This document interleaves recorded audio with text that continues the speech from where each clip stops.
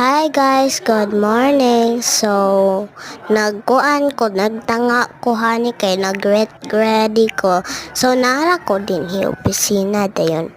Wala ramang ko eskwela. So, nagtanga ako din ubo-ubo ra. Taysa ha, mahilom sa ako.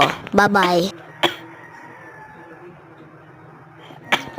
Muna kagatawa ko dayon katawa ko ana unya ra, so magkatawa ko ana pero dili jud ko katawa sa inyo because kuan manggod. So bye bye.